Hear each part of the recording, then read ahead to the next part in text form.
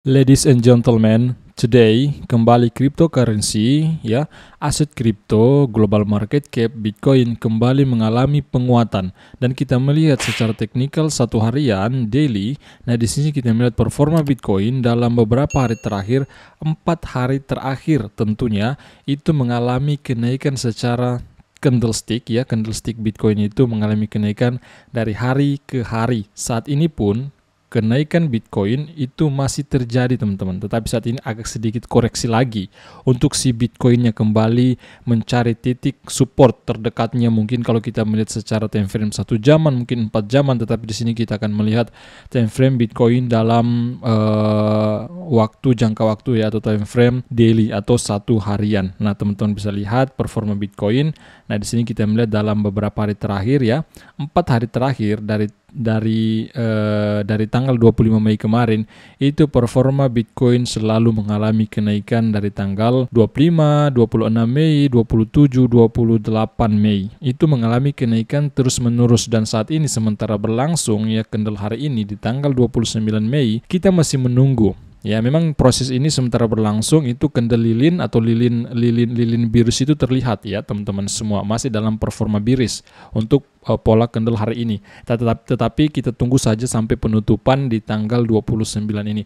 Apakah memang Bitcoin mampu kembali mengalami kenaikan sehingga kemungkinan besar bisa terbentuk candle bullish lagi, dan kemungkinan ya, apakah memang mungkin si Bitcoinnya mampu mengalami kenaikan di kisaran harga di sini ya, di titik support terdekatnya di tanggal berapa nih, di tanggal 6 Mei kemarin teman-teman semua, di kisaran harga kurang lebih di 29.000 US dolaran per BTC-nya ya, di garis kuning ini salah satu titik resisten ya, maksud saya titik resisten terdekat si Bitcoinnya di kisaran 29.000 US dollar. Saya pikir ini sudah hal menarik, saya pikir ini sudah kemungkinan besar ya bisa semakin cepat mendekati 29.000, mendekati titik resisten yang ini, karena Bitcoinnya sudah mampu lagi mengalami kenaikan di atas 28.000 US dolaran ya. Hari ini itu harga tertinggi di kisaran 28.400-an ya, 28.400-an US dollar per BTC-nya. Seperti itu teman-teman semua. Nah, kita melihat di sini ya, kalau kita perbesar, nah di tanggal 25 Mei kemarin itu memang si Bitcoin sedikit terbentuk pola candle hammer ya. Ini namanya hammer candle dengan body yang lumayan kecil ya, kalau kita bandingkan dengan low shadow-nya ya. Low shadow-nya itu agak panjang, sementara bodinya ini agak kecil, lebih kecil daripada low shadow daripada Bitcoin ini. Ini namanya hammer candle teman-teman semua, seperti itu yang kami pahami. Nah teman-teman semua, ada berita apa hari ini? Kembali saya akan ulas. Ini salah satu penyebab kenapa si Bitcoin mengalami kenaikan. Ada banyak spekulasi muncul, mereka mengatakan ini salah satu penyebab kenaikan si Bitcoin, diantaranya karena Amerika Serikat kembali menaikkan plafon utang mereka atau debt ceiling mereka ya. Maka pada kesempatan kali ini juga diinformasikan oleh Presiden Amerika Serikat Joe Biden tentang kenaikan debt ceiling ini. Maka pada kesempatan kali ini penting saya sampaikan untuk teman-teman semua. Di antara berita itu ada berita lain yang perlu saya sampaikan untuk Anda. Maka dari itu teman-teman, pastikan diri Anda terlibat di tim Crypto Daily Indonesia. Smash tombol like setiap video kami, subscribe teman-teman, bunyikan loncengnya karena subscribe itu gratis. Pastikan diri Anda untuk bergabung di tim Crypto Daily Indonesia. Baik, kita akan langsung masuk. Bersumber dari CoinDesk, penggerak pertama Asia, Bitcoin naik melewati 28.000 US pada debt ceiling deal. Artinya kesepakatan menaikkan plafon utang atau debt ceiling. Dan juga informasi lain bahwa sebuah lembaga pemerintah China merilis sebuah makalah pada akhir pekan yang menguraikan saran untuk kebijakan Web3 China. Tetapi itu tidak harus membuka landasan baru. Namun, makalah tersebut mewakili kemajuan bagi negara yang ingin menulis standar teknologi generasi berikutnya. Kripto dan pasar saham Asia ya dibuka dengan kuat ketika Gedung Putih mengumumkan kesepakatan untuk mencegah krisis plafon utang atau debt ceiling tadi, dengan Bitcoin dan Ether mengalami peningkatan masing-masing sebesar 5% dan Ethereum 4,9% semenjak dirilisnya berita ini. Seperti itu ya. Yang kemudian China tidak mengatakan bahwa hal baru tentang Web3 dalam makalah yang dirilis akhir pekan lalu, tetapi laporan tersebut mewakili kemajuan di negara yang telah menguraikan pendekatannya terhadap cryptocurrency. China, pemerintah Hong Kong, teman-teman semua ya, terutama dalam lingkup ya, kita garis bawahi China, karena China salah satu negara dengan pertumbuhan ekonomi terbesar juga ya, bersaing dengan Amerika Serikat. Mereka ya mengeluarkan aturan untuk kebijakan Web3 di China. Tujuannya apa? Tujuannya untuk bagaimana China tidak ketinggalan ya dengan perkembangan terbaru di ruang ini, di industri ini ya, di industri teknologi. Mereka tidak ingin ketinggalan, teman-teman. Apa sih postingan dari Biden? Nah, ini postingan dari Biden ya, saya mengambil dari Twitter dia yang kemudian saya translate, kita melihat bersama teman-teman. Tadi malam pembicara yaitu McCarthy, nah ini ketua DPR Amerika Serikat ya. Dan saya pada prinsipnya mencapai kesepakatan anggaran. Ini adalah langkah maju yang mengurangi pengeluaran sambil melindungi program-program penting untuk pekerja dan menumbuhkan ekonomi untuk semua orang. Dan perjanjian itu melindungi prioritas utama dan pencapaian legislatif saya dan Demokrat Kongres. Perjanjian tersebut merupakan kompromi yang berarti tidak semua orang mendapatkan apa yang mereka inginkan. Itu tanggung jawab pemerintah. Dan kesepakatan ini adalah kabar baik bagi rakyat Amerika karena ini mencegah apa yang bisa menjadi bencana gagal bayar dan akan menyebabkan resesi ekonomi, rekening pensiun hancur, dan jutaan pekerjaan hilang. Pada hari berikutnya, tim negosiasi kami akan menyelesaikan teks legislatif dan kesepakatan akan dibawa ke DPR dan Senat Amerika Serikat. Saya sangat mendesak kedua ruang ini ya, kamar ini maksudnya ruang ini ya, DPR dan Senat Amerika Serikat untuk segera mengesahkan perjanjian ini.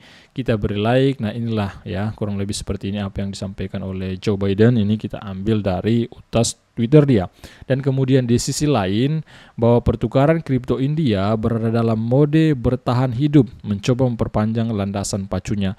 Maksudnya apa? Maksudnya begini teman-teman, bahwa di India karena tingginya pajak, itu aturan pajak di India kurang lebih 30% pajak yang dikenakan, pajak keuntungan yang dikenakan oleh masyarakatnya untuk orang-orang yang terjun di industri ini ya, memperdagangkan cryptocurrency. Akibat daripada tingginya pajak ini, orang-orang keluar dari market India ya, sehingga exchange di India, pertukaran terpusat kripto di India itu banyak yang mengeluh ya, karena pendapatan mereka runtuh. Makanya berita ini menginformasikan bahwa pertukaran kripto India berada dalam mode bertahan hidup ya, bertahan hidup karena kurangnya pemasukan mereka ya untuk membayar karyawan mungkin ya dan lain sebagainya. Karena kurangnya pemasukan, makanya mereka dalam ambang ambang kebingungan juga bisa dikatakan seperti itu.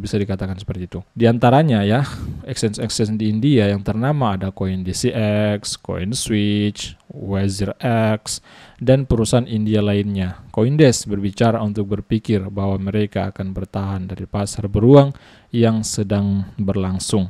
Intinya bahwa di India itu pajak kripto dikenakan kurang lebih 30% ya, 30% pajak pendapatan dari masyarakat India. Memang India pada saat itu di tahun 2022 tentunya ditetapkan aturan ini.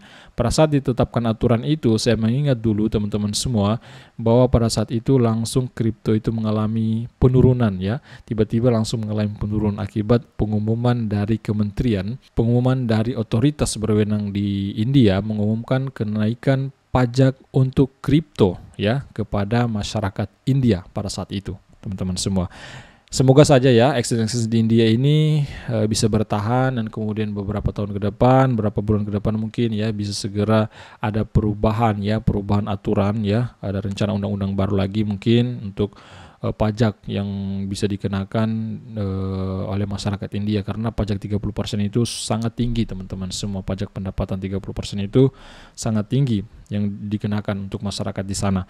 Next up yang kemudian, dompet Ethereum yang tidak aktif lainnya bangkit kembali setelah 8 tahun. Terdeteksi ya, ini bersumber dari Lock On Chain ya. Ini Cointelegraph menginformasikan kepada kita semua bahwa Log On-Chain, salah satu perusahaan analitik on-chain kripto, itu mendeteksi salah satu dompet Ethereum itu terakhir aktif sekitar 8 tahunan yang lalu. Nah, dana awal ini teman-teman, kripto ini bersumber dari pada saat itu Ethereum melakukan ICO, Initial Coin Offering. Pada saat itu, dompet ini baru bergerak lagi dideteksi oleh Log On-Chain. Dompet Ethereum yang tidak aktif lainnya bangkit kembali setelah 8 tahun, memindahkan jutaan US dolaran. Pemiliknya memperoleh token selama ICO Ethereum pada tahun 2015 ketika setiap Ethereum masing-masing hanya bernilai 31 sen. Masih sangat murah teman-teman ya, keuntungan yang dia dapatkan ratusan ribu %.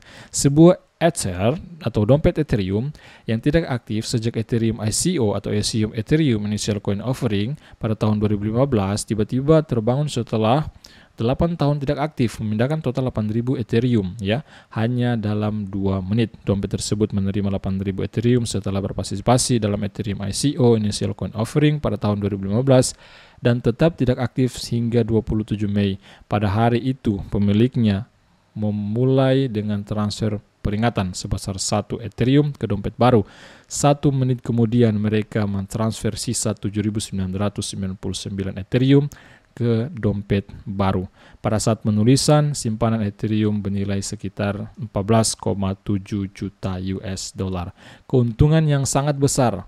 Hanya dengan modal ya 2.500 US dollar menjadi 14,7 juta US dollar pada saat dirilisnya berita ini ya, pada saat harga pada saat dirilisnya berita ini teman-teman semua.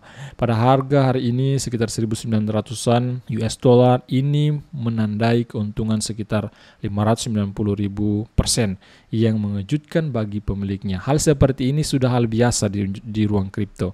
Mengalami keuntungan ribuan persen, ratusan persen, puluhan ribu persen, ratusan ribu persen. Nah, orang-orang yang mendapatkan keuntungan ini orang-orang terpilih dan mereka adalah orang yang sabar teman-teman. Karena di industri ini, di ruang kripto perlu teman-teman pahami, investasi di kripto itu investasi jangka panjang. Jangan hanya berpikir 1 bulan, 2 bulan.